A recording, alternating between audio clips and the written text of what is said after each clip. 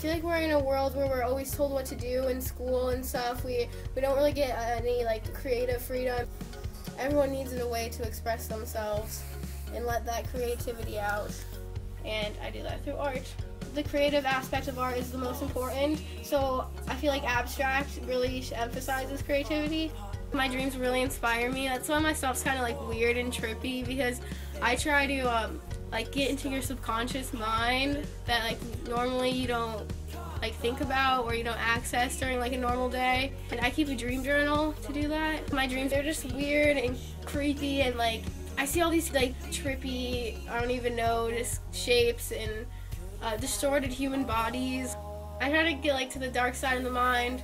Like I look at shapes in like nature around us, and I draw like that shape, and I'm like, okay, what can I make from this? And then I just kind of go off on there, and then I'm like, oh, I got this cool looking eye now, or like shape.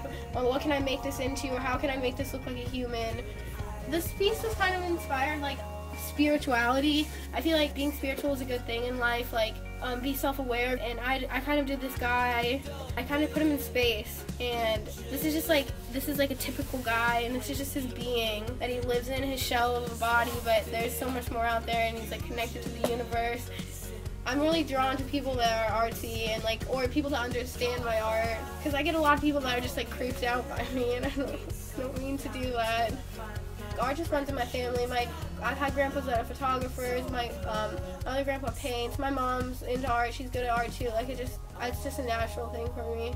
Freshman year, I took a photography class, and I came really close with this teacher, Rothwell, at my old school, and she like was like, you're really good at photography. Like, feel like you should like expand on your art. And I took a graphics class with her, and I don't know, I just kept doing art from then on. I have a lot of samples. I try to draw every day. You do have to practice. It's something you have to work at, just like everything else.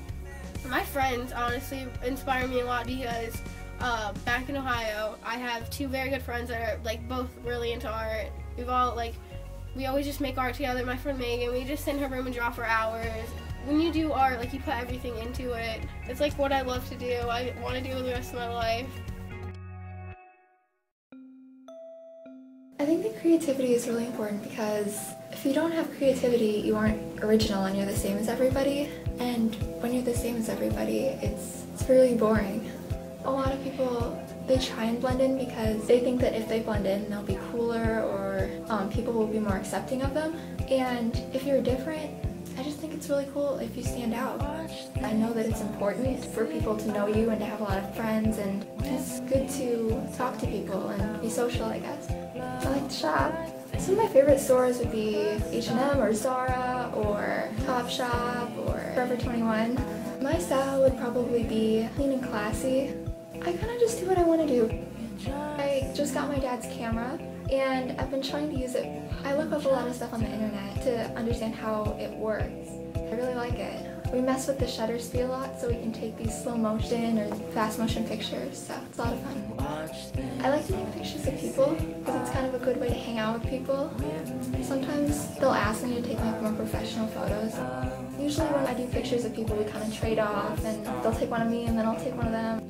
You might make a funny face with the camera, and then everybody kind of has those moments, you know. Sometimes it's actually kind of funny to make funny faces with the camera, because you look back and you're just laughing at yourself. It's important for you to express yourself.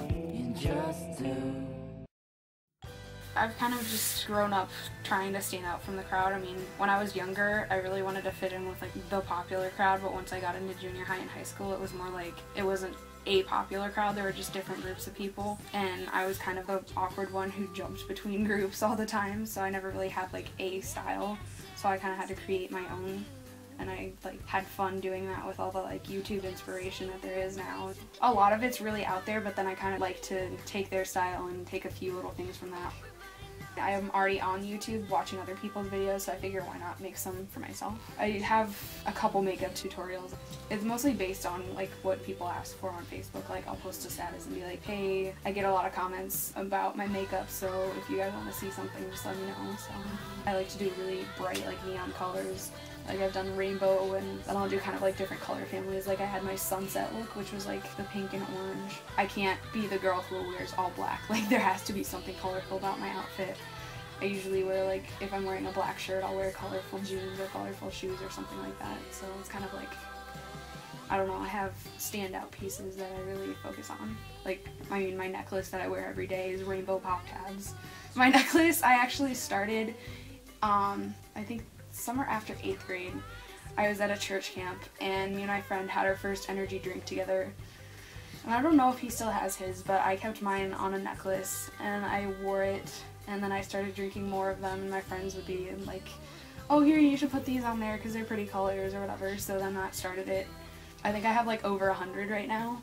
I started freshman year dyeing my hair. Like, I tried to dye it purple without bleaching it, and it turned gray.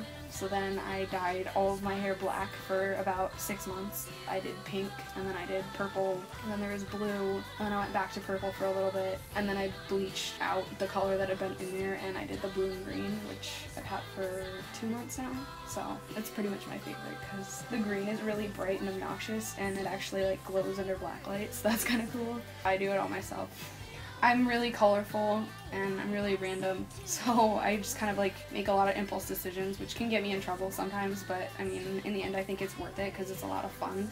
You kind of have to experiment, and I feel like this is a way to experiment without like doing drugs or like doing stuff that's going to be completely permanent. I mean, for me it's hair and it's makeup, so it can basically all be removed, and if nothing else I can just shave my head.